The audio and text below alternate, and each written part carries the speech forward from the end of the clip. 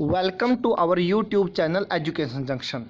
Today is our topic coordination. समन्वय. अब समन्वय शब्द सुनते ही बहुत सारों के दिमाग में ये आ जाता है कि समन्वय और सहयोग एक दूसरे के पर्यायवाची हैं, कि इनका एक ही अर्थ है। लेकिन समन्वय और सहयोग का एक अर्थ नहीं होता। समन्वय अलग होता है, कोऑर्डिनेशन अलग होता है और कोऑपरेशन अलग होता है। कोऑर्डिनेशन और कोऑपरेशन जो बिल्कुल न्यू कमर होते हैं मैनेजमेंट समझने में, वो तो कई बार ये भी समझने लगते हैं कि हिम्मत, आत्मविश्वास, कॉन्फिडेंस ये कोऑर्डिनेशन होते हैं। ये हिम्मत, आत्मविश्वास ये तो बिल्कुल ही अलग होते हैं। लेकिन कोऑपरेशन और कोऑर्डिनेशन इनके बारे में ज़्यादा कन्फ्यूजन रहता है, क्योंकि कोऑर्डिनेशन भी वहीं पे चाहिए जहाँ पे बहुत सारे लोग अलग अलग कार्य कर रहे हैं, और कोऑपरेशन भी वहीं पे चाहिए जहाँ पे बहुत सारे लोग अलग अलग कार्य कर रहे हैं। Cooperation means the desire to work collectively. सहयोग है मिलजुल कर काम करने की इच्छा। अगर सहयोग मिलजुल कर काम करने की इच्छा है तो कोऑर्डिनेशन क्या है? Coordination is a process through which harmony is established among different activities of an organization so that organizational objectives can be successfully achieved. संगठन की विभिन्न क्रियाओं के बीच में सामंजस्य स्थापित किया जाता है ताकि संगठन के उद्देश्य को सफलतापूर्वक प्राप्त किया जा सके। अगर हमने कोऑर्डिनेशन के कंसेप्ट को अच्छी तरह से नहीं समझा हुआ तो हमें जो ये मीनिंग है ये भी समझ में नहीं आता। मैं आपको यहाँ पे हमारे एक बिल्कुल प्रैक्टिकल लाइफ का एग्जाम्पल देता हूँ। उसको एग्जाम्पल को आप ध्यान से सुनिए।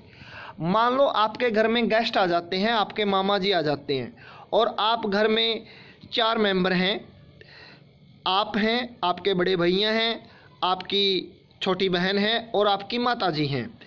तो आपकी माता जी ने आपकी छोटी बहन को चाय बनाने के लिए कहा, आपको स्वीट्स लेके आने के लिए कहा, मिठाइयाँ लेके आने के लिए कहा, और आपके बड़े भैया को समोसे लेके आने के लिए कहा।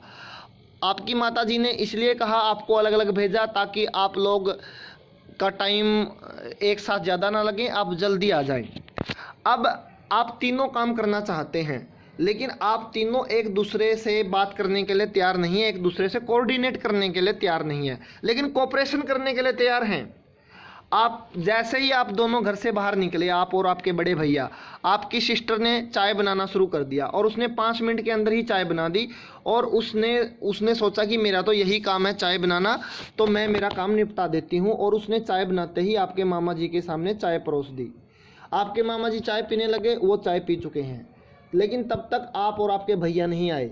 आप आए 20 मिनट के बाद और स्वीट्स लेके आए। आपने अपने मामा जी को एक सामने स्वीट्स परोस दी और आपके मामा जी स्वीट्स खाने लगे, और 5 या 10 मिनट के अंदर उन्होंने स्वीट्स खा ली। उसके बाद आपके बड़े भैया आए जो बहुत दूर दुकान से समोसे लेके आने के लिए गए हुए थे। तब आपके बड़े भैया ने उनके सामने समोसे रख दिए तो उन्होंने समोसे खा लिए। अब आपके बड़े भैया ने देखा कि उनके सामने सॉस तो नहीं रखी हुई समोसों के साथ, तो उन्होंने बाहर जाके एक दुकान से सॉस खरीद के फिर सॉस लेके आए। तब तक आपके मामा जी समोसे खा चुके थे, और फिर उन्होंने एक प्लेट में केवल सॉस डाल के रख दी और आपके मामा जी को बोले कि ये लो कि समोसों के नाम की आप सॉस ले लो। अब आप मेरे को ये बताइए, यहाँ पे क्या यहाँ कोई ऐसा मेंबर है जिसने कार्य न किया हो? कार्य यहाँ पे सभी ने किया है। आपने कार्य किया है, आपके भैया ने कार्य किया है, आपकी सिस्टर ने कार्य किया है, लेकिन क्या यहाँ पे कार्य सही ढंग से हुआ? क्या मेहमान के सामने आप सभी व्यंजनों को एक साथ सही ढंग से परोस पाए? बिल्कुल भी नहीं परोस पाए, बल्कि जो ब्रेकफास्ट या जो भी रिफ्रेशमेंट लेने का आनंद है, बिल्कुल आपने उसको ख़राब कर दिया। आप देखिए, यहाँ पे सभी ने एफर्ट भी पूरा किया है, लेकिन कार्य बिल्कुल भी सही ढंग से नहीं हुआ। तो यहाँ पे क्या कमी रह गई? यहाँ पे कोऑर्डिनेशन नहीं था। आप सभी के बीच में यहाँ पे कोऑर्डिनेशन नहीं था, तो ये कोऑर्डिनेशन होता है। तो इससे हम समझे कि कोऑर्डिनेशन का अर्थ है जब विभिन्न कार्य करने हों और अलग अलग व्यक्तियों या अलग अलग व्यक्तियों के समूह के द्वारा करने हो, उन कार्यों को सही क्रम में करना, सही सीक्वेंस में करना और सही समय पे करना। जो कार्य फर्स्ट नंबर पे करना है, पहले नंबर पे करना, उसको पहले नंबर पे ही करना, जो कार्य दूसरे नंबर पे करना दूसरे नंबर पे ही करना। और ज़रूरी नहीं है कि कार्य एक के बाद एक हों, हो सकता है मान लो 6 कार्य हों, उनमें से पहले और दूसरे नंबर का कार्य एक साथ होने ज़रूरी है, फिर तीसरे नंबर का कार्य होना ज़रूरी है, फिर चौथे और पाँचवें नंबर का कार्य होना ज़रूरी है, और फिर छठे नंबर का कार्य होना ज़रूरी है। तो हो सकता है एक के बाद एक कार्य होते हों, हो सकता है कुछ कार्य एक साथ होते हों, या ऐसा होता हो कि पहले नंबर का कार्य करना है सबसे पहले, फिर जब पहले नंबर का कार्य आधा हो जाए फिर दूसरे नंबर का कार्य शुरू करना है, ऐसे भी हो सकता है। तो इसका अर्थ ये है कि कोऑर्डिनेशन का अर्थ है जब विभिन्न कार्य करने हो तो सभी कार्यों को सही सीक्वेंस में करना, सही समय पे करना, और ताकि हमारा प्रॉपर रिजल्ट आए। जो ये हमने एग्जाम्पल लिया है इसमें हमारा प्रॉपर रिजल्ट बिल्कुल भी नहीं आया।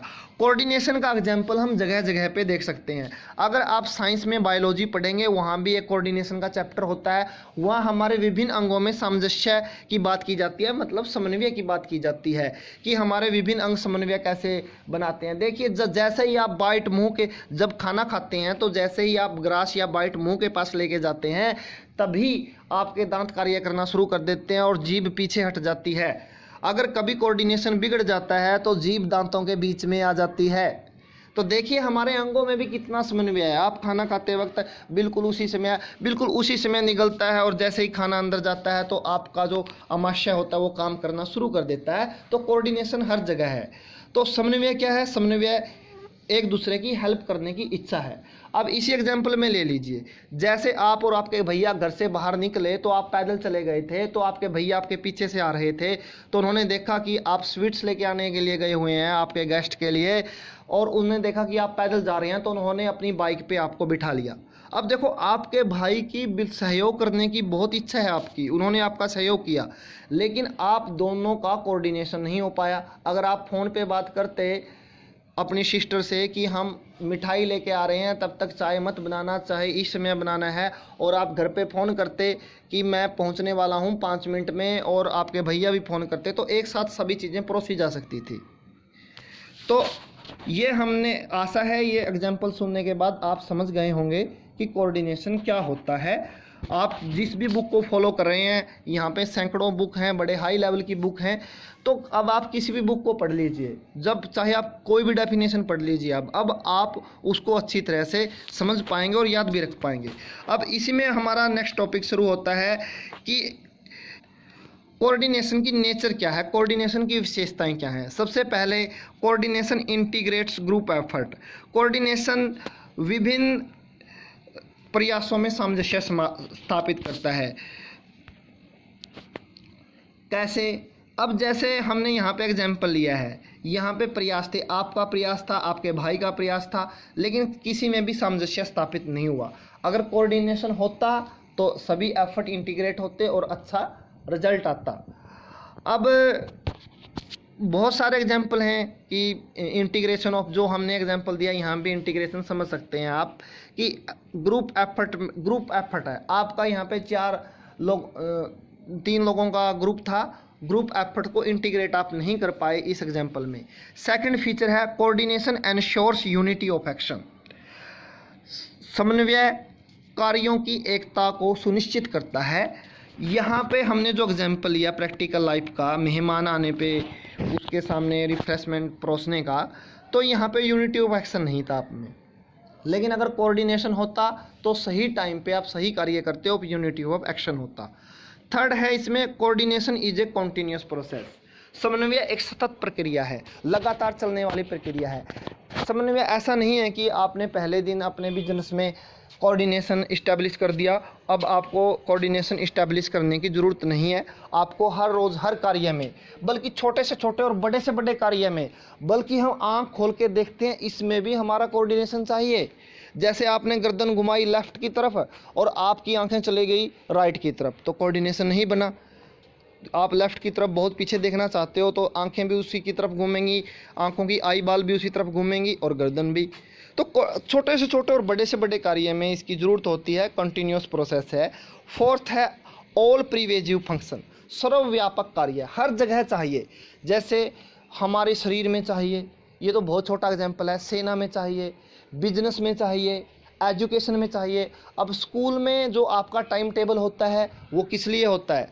टाइम टेबल इसलिए होता है कि आपको हर रोज़ हर सब्जेक्ट की पढ़ाई हो जाए और एक दूसरे के साथ क्लास भी ना करें। अगर टाइम टेबल ना हो तो हो सकता है फर्स्ट लेक्चर में आपका लेक्चर लेने के लिए 4 लेक्चरर वहाँ पे पहुँच जाएं। अब इंग्लिश वाला ये कहे कि मैं पढ़ाऊँगा पहला लेक्चर, अकाउंटेंसी वाला ये कहे कि मैं पढ़ाऊँगा, और हिंदी का अध्यापक कहे कि मैं पढ़ाऊँगा, और इकोनॉमिक्स का बोले मैं पढ़ाऊँगा, या रिटेल मैनेजमेंट का कहे मैं पढ़ाऊँगा। तो कोऑर्डिनेशन है ये ऑल प्रिवेजिव फंक्शन है, हर जगह चाहिए। इसमें फिफ्थ है coordination is the responsibility of all manager, सभी प्रबंधकों का दायित्व है।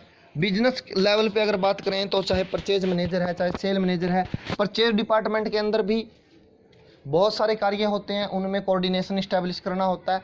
और ओवरऑल बिजनेस में मैनेजिंग डायरेक्टर को भी चाहिए, क्योंकि अगर हमें सेल करना है और माल बन के ही तैयार नहीं हुआ तो हम सेल डिपार्टमेंट कैसे सेल करेगा? तो सेल और परचेज डिपार्टमेंट में भी कोऑर्डिनेशन चाहिए, तो मैनेजिंग डायरेक्टर वहाँ पे इस्टेब्लिश करेगा जो सबसे बड़ा मैनेजर है।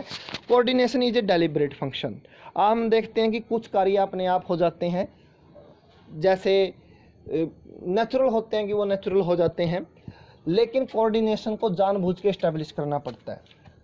हमें ध्यान रखना पड़ता है कि कोऑर्डिनेशन हो। अगर कोऑर्डिनेशन बिगड़ गया तो कार्य का सही ढंग से रिजल्ट नहीं आता।